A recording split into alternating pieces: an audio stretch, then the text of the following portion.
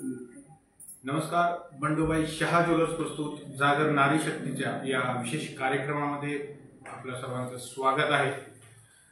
पतसंस्था आजवर अनेक पतसंस्था आपण खरं तर पाहिल्या असतील ज्या कर्ज वाटप करत असतील, लोकांना सक्षम बनवते असतील. पण आज आपण अशा पतसंस्थेविषयी बोलणार आहोत जी केवळ महिला पतसंस्था आहे आणि आज अनेक वर्षात तिनं महिला सबलीकरणासाठी अनेक कर्ज वाटप केलेलं आहे. मी आज जे बोलतोय किंवा जे सांगतोय ते म्हणजे लक्ष्मीबाई केळकर महिला पतसंस्था बार्शी याच्या चेअरमन सौ सावित्री सुरेश हलमे आपल्या सोबत आहेत. मॅडम, खूप खूप स्वागत आहे तुमचं बंडूभाई शहा ज्वेलर्स प्रस्तुत जागर नारी शक्तीमध्ये. धन्यवाद. मॅडम, तुमचा मला थोडा परिचय घ्यायला आवडेल. तुमचं नाव आणि तुमचं शिक्षण. माझं सावित्री सुरेश हलमे. माझं शिक्षण 10वी पर्यंत झालेलं आहे. माहेर माडा आणि सासर बार्शी. आम्ही माड्याचे राहणारे. माझं माहेर माड्याचं आहे आणि बार्शी तुम्ही झाला. हो. 10वी तुमचं शिक्षण झाल्यानंतर मग कशी या पतसंस्थेची स्थापना केली? कसं डोक्यात आलं की आपण ही महिलांची पतसंस्था या ठिकाणी काढली? कारण पहिल्यापासून घरात संघाचं वातावरण माझं लग्न झालं होतं. माझं 18 वर्षी लग्न झालं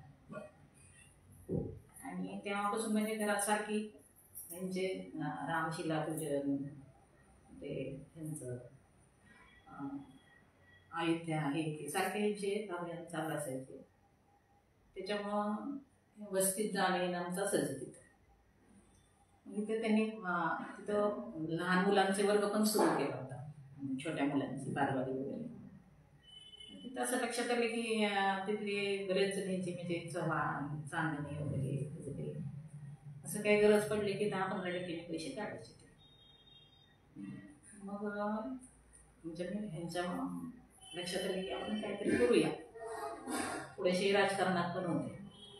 आपल्याला समाजासाठी काय करायचं तर आपण एक छोटीशी पतसंस्था काढू महिलांची असं म्हणून मग सर्व यांच्या मित्रांच्या बायकांना बरोबर घेऊन आम्ही पहिल्यांदा सभासद गोळा केला. 100 रुपयाचे शेअर्स वगैरे असेच पहिले की आता 1100 रुपये झाले, तेव्हा 100 रुपये होते आणि पतसंस्था स्थापना केली. आता पतसंस्थेमध्ये 13 एजंट आहेत. पावणे 2 लाख रुपये रोजची फी होती आमची आणि 7 कर्मचारी होतात. सगळ्या महिला आहेत आणि निम्मे एजंट, निम्मे जेंट्स आहेत, निम्मे लेडीज आहेत. लक्ष्मी एक एजंट 30,000 रुपये पिग्मी कमिशन देतो. एवढ्या चांगल्या पद्धतीने व्यापार लाईनीमध्ये आणि सगळ्या बार्शीतल्या सगळ्या कानाकोपऱ्यात आमचे हे भारत नाही छान किती साली ही स्थापना झाली? 96 साली. 96. लग्न होऊन आला तिकडे RSS घरात वातावरण होतं. कधी ती सवय होती का? कधी वेगळं असं वाटलं नाही का? नाही, पहिल्यापासूनच असं सामाजिक काम करायची सवय. म्हणजे घरात ते वातावरणच होतं पहिल्यापासून. तुम्हाला मग तुमच्याही घरात तेच होतं का तिकडे? माझ्या घरी नाही. कधी वेगळं वाटलं नाही? नाही, आता सुरुवातीपासून तेच बघत आले ना मी. त्यांच्यामुळं म्हणजे सारखं संघ परिवारातले लोक, प्रचारक लोक वगैरे सारखं येणारा सतत असायचं. आणि मी जे कसबे म्हणले ते नागेश कसबे म्हणणार ते बघू वाटत नव्हतं त्यांना. चांदणे, कसबे, चव्हाण. त्याच्यासाठी पतसंस्था काढली. आम्ही 10,000 ते 5,000पर्यंत. आता आम्ही 40-40 लाख रुपये कर्ज देतो. सुरुवातीचं कर्ज वाटप किती होतं? सुरुवातीचं कर्ज आता सुरुवातीला खूप आम्हाला 6%, 4% असा नफा झालेला होता. खूप कर्ज वाटप कमी. 200 सभासद म्हणजे 162 सभासद होते. त्याच्यामध्ये 100 किती जमा होणार ना, तेवढंच आम्ही कर्ज वाटप करायचो. सुरुवातीच्या काळात 3-4% लाभांश आम्ही दिल्या. पण गेले 25 वर्ष झाले पतसंस्था 10% लाभांश देते आणि 25 वर्ष झाले पतसंस्था वर्गामध्ये. महिला पतसंस्थाच काम, कारण महिला जबाबदारीने काम करतात ना आणि परतफेड मी महिलाच घरच्यांच्या मागे लागून करतात. तसं तसं करतात म्हणजे जेंट्सच आहेत ते जिम्मेदार 90% तर तेच आहेत, बायकांच्या नावाने आहे फक्त. पण पुढे जाऊन कसं काय केस झाली वगैरे तर महिलांच्या नावाने होऊ शकते ना, त्याच्यामुळं कर्ज परतफेड व्हायला सोपं जातं महिलांच्या नावाने कर्ज असल्यामुळं. 1996 साली जी स्थापना झाली त्यावेळेस पाहिलं तर महिलांना एवढं स्वातंत्र्य नव्हतं. नव्हतं. त्या काळात तुम्ही महिला पतसंस्था काढायचा हा विचार मनात आला. कसं यांचे सगळे ब्राह्मण मित्र असल्यामुळं आणि सगळे सुशिक्षित, सगळे शिक्षिका आशिमीताई गुरु त्यावेळेस नगरसेविका होत्या. परत आता कॉलनीमध्ये शिक्षक लोकांच्या बायका होते. ते सर्वांनी मिळून म्हणजे काढूया आपण संघाचं काम करत सगळे संघ विचारायचे सगळे लोक होते. त्याच्यामुळे आम्हाला कोणाला भीती वाटली नाही.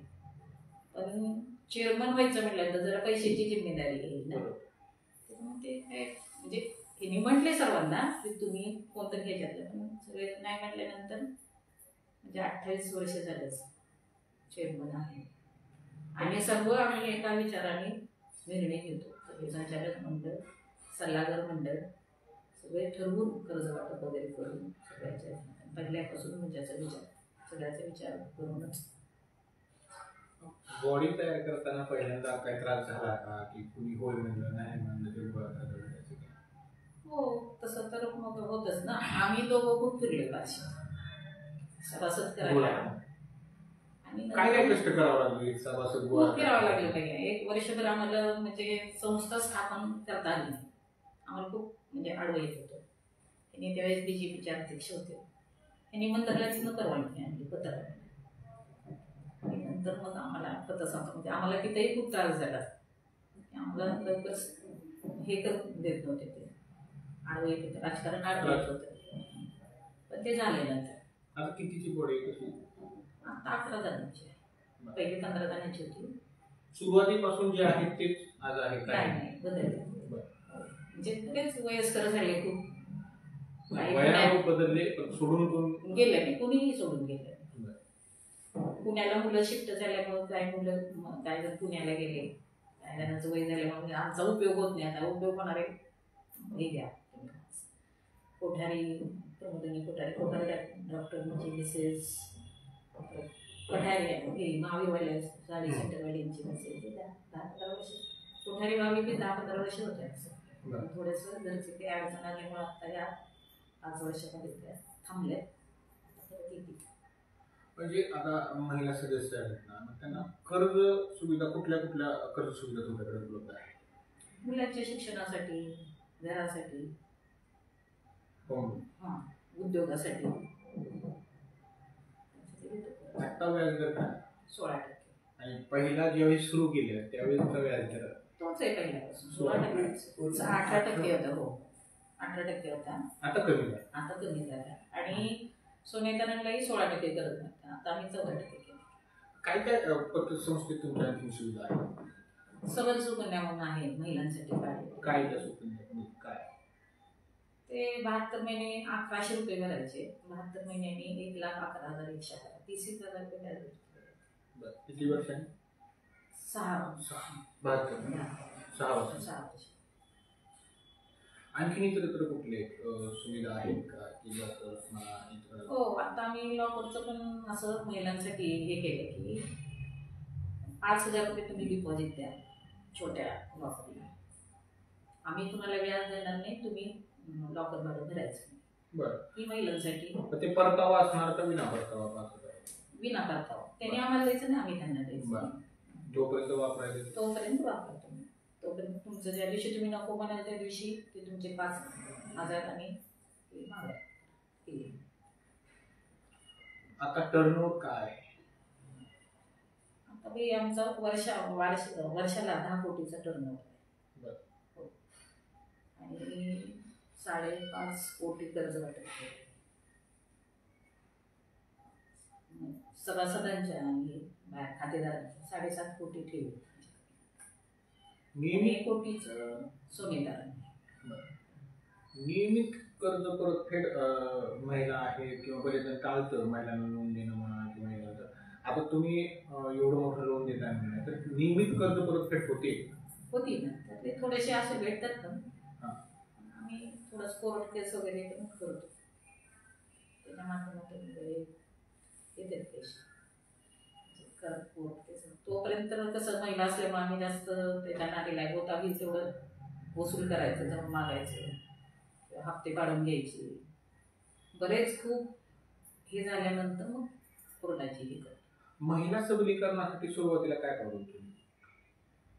हेच महिलांच्या उद्योगासाठी महिलांना 10,000पासून 5,000पासून कर्ज वाटप केलं. ते दाढी वंशी जे आहेत त्यांचा भंगाराचा व्यवसाय होता, त्यांनी आमच्याकडनं 5,000पासून कर्ज घेतलं. आता 1.5-2 लाखाच्या आम्ही त्यांची फाईल करतो. त्यांचे शेअर्स आता आमच्याकडे जवळजवळ 2.25 लाख रुपये आहेत. जेवढे ते घर म्हणजे अक्षरशः इथून कर्ज घेऊन उभं राहिल्यासारखं उभं राहिले. त्यांची मुलं वगैरे आता वयस्कर आहेत खूप, सुनांच्या नावाने वगैरे करतात, आता त्यांच्या नावाने ते करता येत नाही आपल्याला. आणि इतक्या वर्ष झाले त्यांनी संस्थेशी संबंध ठेवले. असे बरेच खातेदार आहेत की त्यांनी ह्या पतसंस्थेतनं 5-10 हजारापासून कर्ज घेऊन आता 10 लाख म्हणजे मॉर्गेज वगैरे देऊन हे करून स्वतःचे व्यवसाय वगैरे चांगले छान उभा केले. आणि इथं कसं सहज खूप फेऱ्या मारायला लागत नाही. एकदा द्यायचं ठरलं ना की मग ते 2 जामीन आणले, व्यवस्थित कागदपत्र सगळे जामीन मागितले, ते दिले, 4 दिवसात सुद्धा आमचं कर्ज होतं. बरेच असे चेष्टेने सुद्धा यांचे मित्र नंतर जिथे कोण नाही तुम्हाला येणार ते भाऊची इथं जावा तुम्हाला कर्ज वगैरे भेटेल असं नाही. आता हे जे सदस्य आहेत ते शहरातले आहेत की ग्रामीण भागातले पण महिला आहेत? नाही, शहरात मर्यादित आहे. ग्रामीण मध्ये कधी वाढवण्याचा विचार केला नाही, अजून नाही परवानगी घेतलेली. शहरापुरतीच मर्यादित बघूया तिथून पुढे. लहान मोठ्या कुठं उद्योगांना पण लोन दिलं की कसं, म्हणजे मोठ्या? हो, मोठ्या नाही केले. 40 लाखाच्या काही मोठ्यांसाठीच, म्हणजे असं व्यापाऱ्यांसाठीच केलेले 30 लाखाच्या 40 लाखाच्या. आणि छान नील पण केलं, परत पण घेतलं, जसं व्यवस्थित आहे. थोडेफार चुकीचे हात पण आलेले आहेत, ते चालू आहे. चांगले वाईट अनुभव हे सगळे. हो. महिलांचा सहभाग कितपत आहे? महिलांचं खूप. आम्ही वर्षातनं 4 कार्यक्रम घेतो. 15 ऑगस्टचा कार्यक्रम घेतो, 26 जानेवारीचा कार्यक्रम. आमच्या सभासदांना महिलांना वाटतं की म्हणजे आपले लहानपणीचे दिवस आठवतात. झेंडावंदन करण्यासाठी आपण मुलांना पाठवत होतो. आता आम्हाला संस्थेमुळे आम्हाला करायला मिळते. आणि जानेवारीतल्या संक्रांतीचा कारण 250-300 सभासद येतात संक्रांतीच्या वेळेस. आणि वार्षिक मीटिंग तर आमचे गेट टुगेदर असेल जाते. सर्व मावशीच्या लेखी आल्यासारखे सगळेजण आलेले असतात. म्हणजे त्यांची मुलं नवरे वगैरे. छान गाण्याचा कार्यक्रम करतो. कधी ते त्याचा म्हणजे ह्या कार्यक्रमाला डॉक्टर वगैरेचे पाहुणे म्हणून लेडीज बोलवतो की जे महिलांना त्याचा उपयोग व्हावा, माहिती भेटणार त्याची आरोग्याची वगैरे. छान वर्षातनं 3-4 वगैरे सतत सभासदांच्या संपर्कामध्ये महिलांच्या. एक जर पाहिलं तर 96च्या काळात जेव्हा सुरू केलेली बँक म्हणजे पतसंस्था आणि आताची पतसंस्था काय फरक आहे? मग ती व्यवहाराच्या बाबतीत असू द्या किंवा डिजिटल मार्केटिंगच्या बाबतीत काय? खूप समाधान होतं. म्हणजे असं वाटत होतं की म्हणजे सुरुवातीला आम्ही म्हणजे आमच्या घरातून सुरुवात केली पतसंस्थेची. म्हणजे एक छोटा हॉल होता, त्याच्यामध्ये एक कॉट, एक पतसंस्थेचा टेबल, एक कपाट, अशा आम्ही 1-2 वर्ष त्या घरामध्ये घालवली संस्थेत. कारण सुरुवातीच्या काळात आम्हाला भाडं वगैरे देणं परवडत नव्हतं आणि कर्मचारी लावण्यात परवडत नव्हतं. आले सभासद की ते पैसे घेणं वगैरे. उपरे म्हणणारे दीपा उपरे म्हणून मुलगी होती, तिला लावलं होतं. तिनं नसली, तिच्या काय अडचणी असली की मग मी स्वतः करायची, घ्यायची वगैरे. असं करत करत मग परत हळूहळू संस्थेने जोर धरला छानपैकी. खूप छान चालते, खूप बरं वाटतं. त्यावेळी जर कॅश जमा करणं किंवा आत्ताची कॅश जमा करणं, टॅली करणं, काय फरक जाणवतो? आता खूप व्यवहार वाढले. आता कर्मचारी वाढले, कॉम्प्युटराईज झालेले. पहिलं हाताने होतं सगळं, आता काही टेन्शन नाही. हां, व्यवस्थित 5 लाख कॅश जास्त विशेष आमच्याही ठेवी आहेत संस्थेने ठेवलेल्या स्कूटीच्या. आणि समाजाने आमच्याकडे ठेवले आहे 7.5 कोटीचे ठेवले आहे. कर्ज वाटप 5.5 कोटीचं आहे. असं छान चालू. चेअरमन म्हणून गेल्या 28 वर्ष तुम्ही काम पाहताय, तर ही चेअरमनची नेमकी निवड कशी झाली? आमच्या सर्व डायरेक्टर मंडळात कधी वाटलं होतं का की आपण या पदावर जाऊ किंवा हे आपण इथवर आणू शकू? असं नाही, असं वाटतच नव्हतं.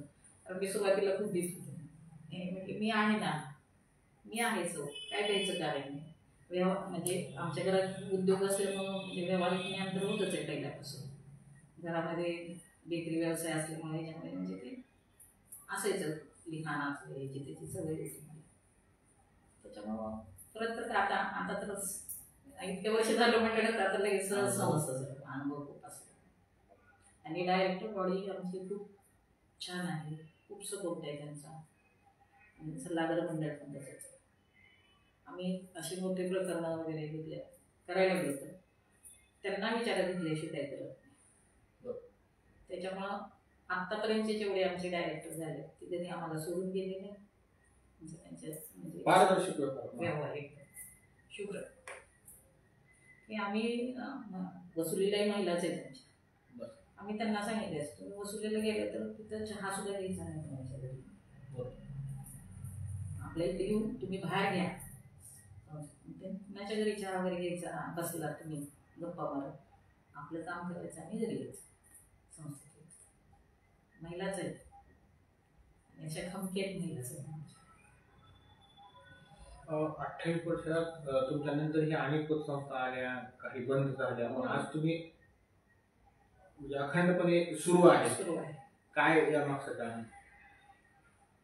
इच्छाशक्ती, आपल्याला समाजासाठी काहीतरी करावं असं माझ्या मिस्टरांना पहिल्यापासून वाटायचं की आपण समाजाचे काहीतरी देणे लागतो, त्याच्यासाठी आपण काहीतरी केलं पाहिजे. आणि त्यांच्यामुळेच मी हे झालं. आता मी गृहिणी आहे, घराच्या बाहेर कधी मी नाही. पण पहिल्यापासून ह्यांचा हा स्वभाव असल्यामुळे मी त्यांना म्हणायचे काय तुम्हाला सांगत नाही, मी नाही करत, समाज माझ्याकडनं करून देतो. ते तसं म्हटलं तर मी आहे म्हटलं मी तुमच्याबरोबर. चला आता आम्ही 2 जण करायचं म्हणजे संस्थेसाठी सकाळी 10:30 ते संध्याकाळी 7 वाजेपर्यंत. आणि मिस्टर पूर्ण वेळ पतसंस्थेत असतो. आणि सकाळी वसुलीला सकाळी 8:30-9 नंतर जेंट्स लोक सकाळी भेटतात. आणि 10:30 ते 3 वाजेपर्यंत मी संस्थेमध्ये असते. सह्या करणं म्हणा, हे करणं, इतक्या छान सवयीला संस्थेला लावली. बिगर सहीचं आमचं बाहेर पुस्तक सुद्धा जात म्हणजे इथं काही फ्रॉड व्हायची भीती नाही अजिबात. कुठल्याही ज्यांनी पुस्तक घेतलं तरी तिथं माझी किंवा सेक्रेटरीची सही असते त्याच्यात. तेच पुस्तक परत त्याच नंबरचं पुस्तक तिथं आलं पाहिजे. एवढं तिथं जर सतत तुम्ही कोणतरी जबाबदार व्यक्ती जर बघत असेल तर तिथं काही गोंधळ होऊ शकत नाही. कर्मचारी खूप चांगले. डिजिटल सुविधा उपलब्ध करून दिल्यात आता, जसं मेसेज आणि किंवा मोबाईलवर अपडेट करणे असं काही नाही. किती कर्मचारी, महिला कर्मचारी आता सध्या? 7 जण. मी 13 एजंट आहे. 13 एजंट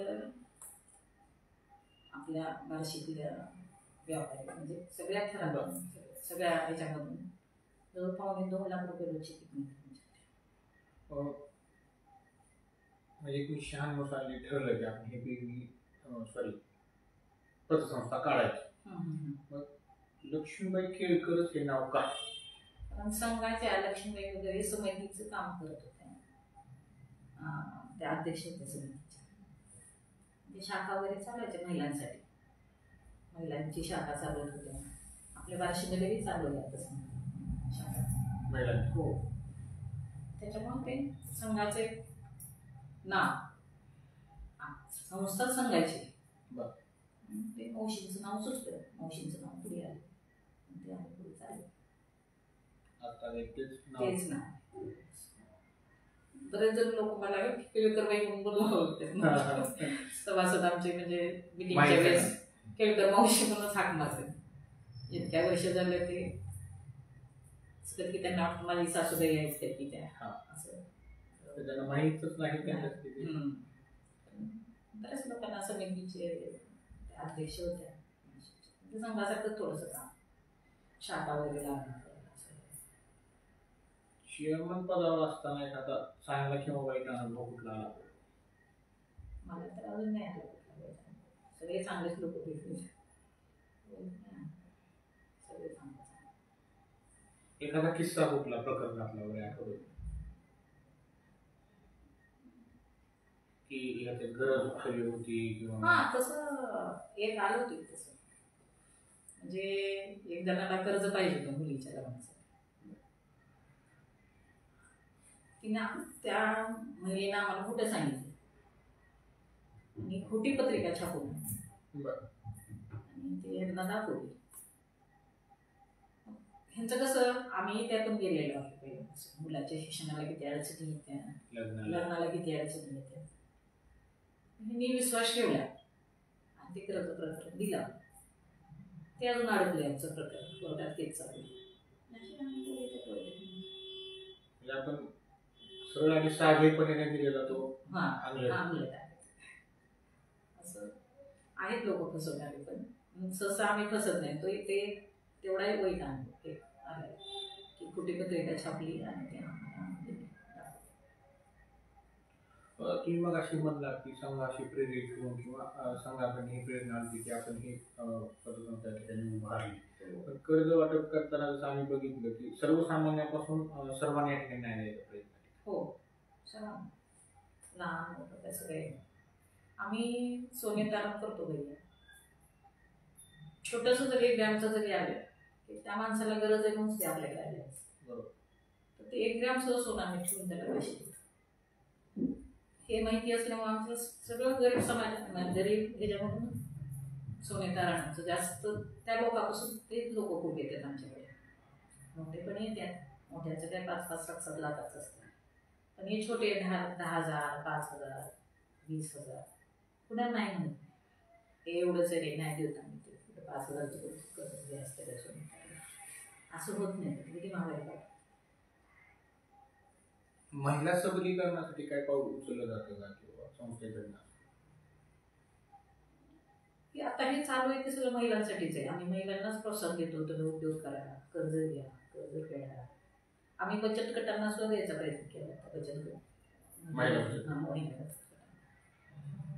ते त्यांचं हे त्यांनी काय केलं, तिथून काही कर्ज घेतलं नाही. त्यांचे खाते आमचे इथं उघडले, त्यांचे पैसे गोळा करून आमच्या पतसंस्थेत भरत होते. महिलांसाठी करायचं. आता आमच्या डोक्यामध्ये होता मध्ये उद्योग टाकायचा आणि त्याला म्हणजे कसं एकट्यानेच होत नाही ना, सगळ्यांनी रिस्पॉन्स दिला बरोबर. अजून 2-3 जण असले म्हणजे मग करायला ते हे होतं. महिलांसाठी बघू आहे डोक्यात पुढे जाऊन. कोरोना काळात पतसंस्थेचा काय अनुभव होता? कोरोना काळामध्ये म्हणजे आम्ही म्हणजे कुणाला असं आले तर ते तुम्ही येऊ नका, इथं कोरोनाचं हे चालू आहे, विड्रॉल आहे. आम्ही एजंटकडून त्यांच्या घरी पोच केले त्यांना गरज आहे. आणि दुसरी गोष्ट म्हणजे त्या काळामध्ये संस्थेने इथं वगैरे किनानगरमध्ये असं 5 किलो धान्य, तेल, डाळ, साखर जीवनावश्यक वस्तू म्हणून तिथं वाटप केला संस्थेने. साड्या वाटल्या 50. ज्याला आपण म्हणतो की शासनातर्फे हप्ते वसूल करू नका किंवा हप्ते भरू नका, तगादा लावू नका असे नियम होते, त्याचा कुठं फटका बसला नाही? अजून तर नाही बसला. नाही. कोरोनाच्या काळात थोडं तसं करत होतं की झालं. त्यावेळेस लोकांना घराला पैसेच नव्हते ना, बाहेर पडणं म्हणजे बंद होतं. त्यावेळेस थोडं त्रास झाला आम्हाला. खूप नाही असं. नोटबंदीच्या काळात नोटबंदी झाली. नोटबंदीच्या काळामध्ये म्हणजे जे आमच्याकडे आमचे खातेदार होते त्यावेळेस आम्हाला जे आमचे जिथे खाते आहेत त्या बँकेने आम्हाला सहकार्य केलं. त्या काळात आम्ही म्हणजे त्या बँकेत पैसे वगैरे जमा केले, जे खातेदारांनी आमच्याकडे आणून दिले होते. बाकी आम्हाला कशाचा फटका नाही. महिलांनी अशी गर्दी लावली का की आम्हाला हे नोट बदलून मिळाले पाहिजे, ताई हे दिलेच पाहिजे नाही, त्यासाठी? तसं नाही. सभासद खरंच खूप छान आहे, सगळे चांगले. सभासद आणखीन वाढवण्यासाठी आता काय प्रयत्न आणखीन करताय? आता कर्ज घ्यायला की आम्हाला सभासद केल्याशी कर्ज देता येते आणि त्यांना शेअर्स घ्यायचे. आता बघा तुम्ही, आपण मुदत ठेवला 9% वर्षाला 13 महिने. आपले तर शेअर्स घेतले तर 10% भेटतात ना 12 महिने. लाभांश आपण 10% देतो. त्यामुळे शेअर्स घ्यायचे प्रमाण आहे आमच्याकडे. म्हणजे कर्ज नाही घ्यायचं पण आम्हाला शेअर्स घ्यायचे. शेअर्स किती रुपये? 1000चा शेअर्स आहे. असे कोण 20,000चे 25,000चे ज्याच्याकडे पैसा आहे. आम्हाला कर्ज नको पण तुमचे शेअर्स पाहिजे.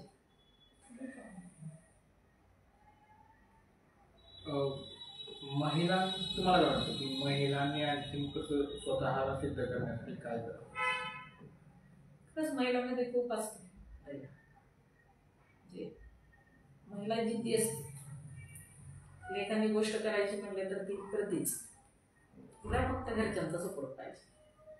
घरच्यांनी सपोर्ट दिला, महिला खूप काही करून दाखवते. आता मला सुद्धा खूप भीती वाटत होती पतसंस्थेची. मी आमच्या यांना म्हणले, म्हणजे नाही बाबा मला भीती वाटते. म्हणजे काय नाही, मी आहे ना.